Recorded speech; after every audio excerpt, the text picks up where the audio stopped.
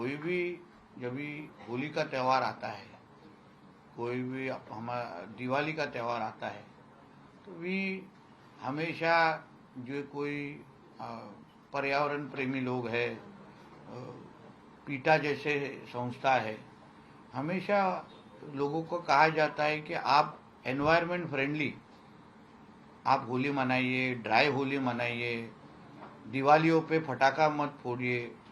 अभी होली में रंग खेलना ये हमारे हिंदू धर्म में एक अलग उसका महत्व है। दिवाली में पटाखे क्यों बजाए जाते हैं उसका भी एक अलग महत्व है। मगर तभी हिंदू समाज को इस तरीके के मतलब आह्वान किए जाते हैं, कहा जाता है कि आप ड्राई होली मनाओ, पटाखे के बिना दिवाली मनाओ।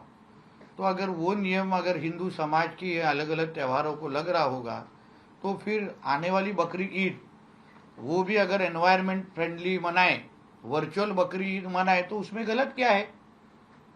हिंदू समाज के कोई भी लोग इसके ऊपर आक्षेप लेते नहीं है, बल्कि बहुत लोग ड्राई होली मनाते हैं, बहुत लोग पटाखों के सिवाय या दिवाली मनाते हैं। तभी इस तरीके से जैसे मैं कल से देख रहा हूँ, आज सुबह से देख रहा हूँ, बहुत सारे मुल्ला मौलवी बाहर आके मेरे को गालियाँ दे रहे हैं। बड़े बड़े सिख बता रहे हैं कि इस्लाम में ये लिखा नहीं है। तो फिर सनातन हिंदू धर्म में कहाँ लिखा है ड्राई होली मनाना चाहिए? सनातन हमारे पुराणों में, हमारे इसमें कहाँ लिखा है कि पटाखों के सिवाय दिवाली मनाना चाहिए?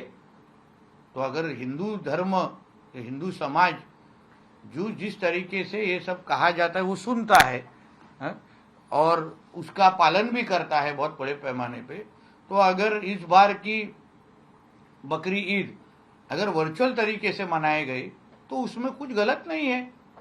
क्योंकि बकरे काटने के बाद जिस तरीके से बहुत सारे नालों में और बहुत सारे पानी में खून के बड़े बड़े ये बहते हुए हम लोगों ने हर साल देखे हैं। अभी कहाँ गए पीटा जैसे वो ऑर्गेनाइजेशन, बहुत सारे बॉलीवुड के कलाकार हैं बाहर आके किस तरीके से जानवरों के ऊपर ऐसा नहीं करना चाहिए, हमको सिर्फ वेजिटेरियन ही खाना चाहिए, वीगन ही खाना चाहिए। फिर वो अभी कहाँ छुपे हैं सारे बॉलीवुड कलाकार जो हिंदू त्योहार के वक्त बड़े बड़े बातें करते हैं, बड़े बड़े डायलॉग मार के दिखाते हैं। अभी हिम्मत होगी हाँ, या तो फिर अगर जिस तरीके से सर्वधर्म समभाव हमारे देश में है, तो जो नियम हिंदुओं को लगता है, हिंदू त्योहारों को वक्त लगता है, फिर वो नियम बकरी ईद के वक्त भी लगना चाहिए। इतना सरल सीधी बात है। सर, बकरी ईद के दौरान हमने देखा है कि कुछ सोसाइटीज में भी कुर्बानी की प्रथा होती है, जिसे पिछली बार हमने देखा था मीरा रोड में काफी जो इंसिडेंट हुआ था, काफी बात हुई थी। कहीं ना कहीं ऐसे इंसिडेंट को लेके कहीं ना कहीं सख्ती से देखिए, अभी सुबह से या कल से कुछ दिनों पहले हमारे देवा बहू की सरकार ने एक जीआर निकाला है। वो जीआर के अगर आपने अच्छी तरीके से पढ़ा है तो उसमें इस तरीके से कोई भी कुर्बानी किसी भी तरीके से गौ मांस ये कोई भी अगर कुछ कर रहा होगा तो डायरेक्ट मौकों का प्रावधान उस जीआर में दिया है।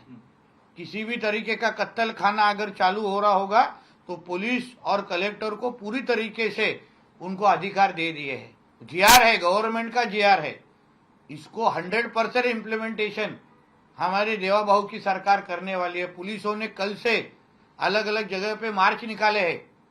तो इसलिए कोई भी हमारे डॉक्टर बाबा साहेब अम्बेडकर जी के संविधान मानने वाले इस हिंदू राष्ट्र में अगर कोई भी नियम तोड़ने की कोशिश करेगा, शरिया कानून इधर लाने की कोशिश करेगा, तो वो जेल की हवा खाते हुए दिखेगा। फिर अगली बकरी ईद जेल में, इतना याद रखना। जीआर को लेके मारिस पठान ने सवाल उठाया है। उन्होंने कहा कि टाइमिंग को लेके महाराष्ट्र सरकार बकरी ईद आनी थी इसलिए जीआर ला रही है। हाँ, क्योंकि बकरी ईद के वक्त बकरी के नाम पे बहुत जगह गौ मांस की भी बिक्री होती है। थोड़ा वारिस पठान को बोलूंगा, जाके हिम्मत है तो जाके देखे कहाँ गौ मांस का इस्तेमाल किया जाता है, गौ तस्करी की जाती है। इसके लिए जीआर निकाला है। तुम्हारे जिहादियों को, तुम्हारे धर्म के अंदर जिहादियों को अगर तुमको कंट्रोल करने नहीं आता है, उनको हमारे इस देश हिंदू राष्ट्र में उनको कैसे जीना चाहिए वो उसको तुमको सिखाना नहीं आता ना, तो फिर जीआर निकाल के सजा देनी पड़ेगी हमको। इसलिए कोई भी ये बकरी ईद के नाम पे हमारे किसी भी गौ माता की तरफ अगर गंदी नजर से देखेगा ना तो उसकी जगह डायरेक्ट जेल में होगी। सर इसके अलावा मदरसा में गौरक्षा कानून आप लोगों ने लाया, मकोका लगाएंगे, लेकिन एक खबर है कि यवतमाल में गौरक्षक की ही हत्या कर दी गई। जो गौ की तस्करी कर रहे थे उन पर आरोप है कि लाठी डंडों से पीट कर उसकी हत्या कर दी। हाँ तो ठीक है ना, जिन्होंने ये हरकत की है उनको सभी को मिट्टी में मिलाने के लिए तो हम तो तैयार है ना। इसलिए तो हम हिंदुत्व विचार की सरकार बैठी है इधर।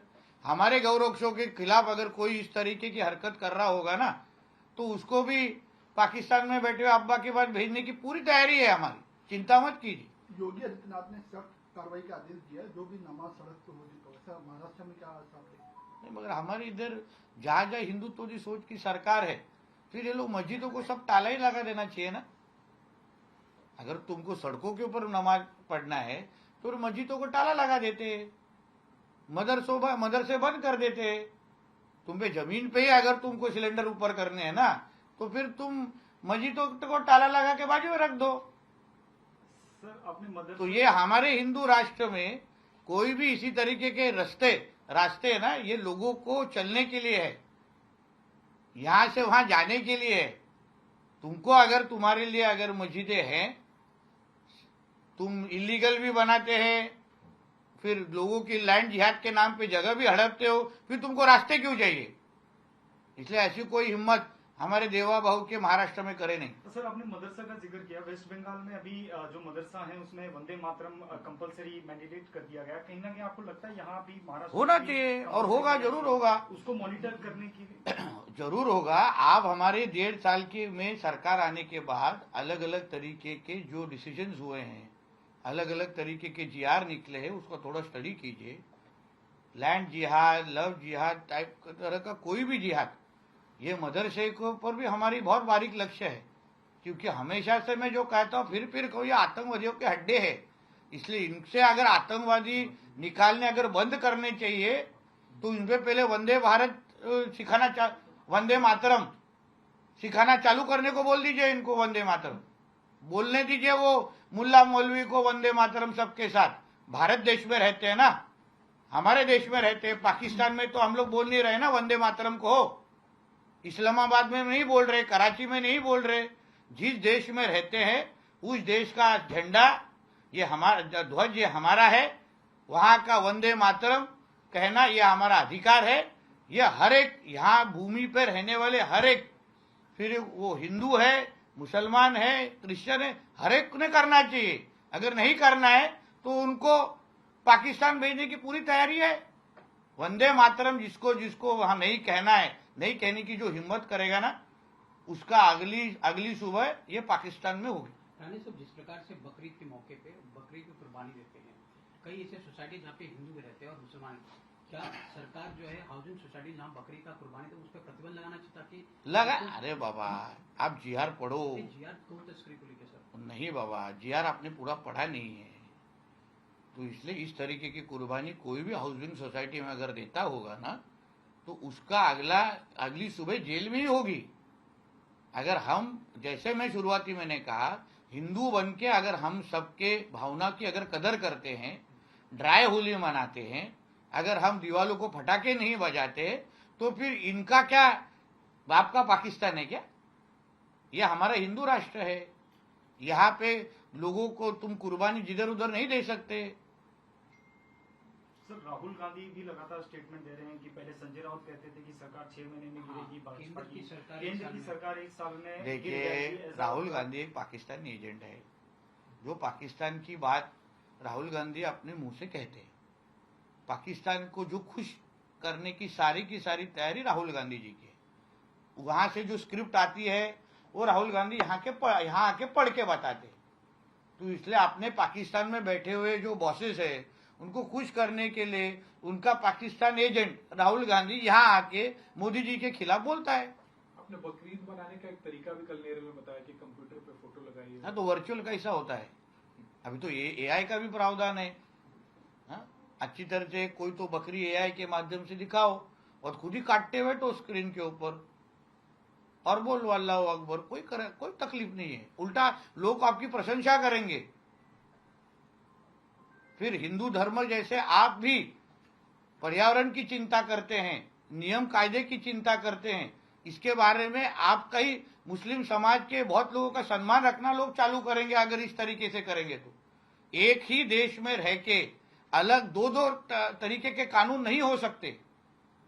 हिंदुओं के लिए अलग कानून, मुसलमानों के लिए अलग कानून, ऐसा नहीं हो सकता। डॉक्टर बाबा साहब अम्बेडकर जी का संविधान अभी तुम्हारे घर तोड़ने आते तब तुम संविधान दिखाते हो ना, तो फिर संविधान मानना भी सीखो ना। इतना सीधी बात है। अरे काल बोललो ना, तुझं माझं भाषण ऐक ना तू, मी त्याच्यावर रिपीट नाही करणार। यशोमती ठाकुर का कहना है कि फडणवीस आरएसएस के समर्थन से मुख्यमंत्री बने, अन्यथा उनकी स्थिति पार्टी में बहुत सीमित है। तो वो कौन से गांधी फैमिली का सेवा करके ही मंत्री पहले बैठे थे। आरएसएस का समर्थन करना मतलब देश की सेवा करना है। राष्ट्रभक्त संगठन है आरएसएस, तो उसमें गलत बात क्या है। मगर जो गांधी फैमिली पाकिस्तान की बात कहती है उसका सेवा करना कितना योग्य है, यशोमती ठाकुर जी को पूछो।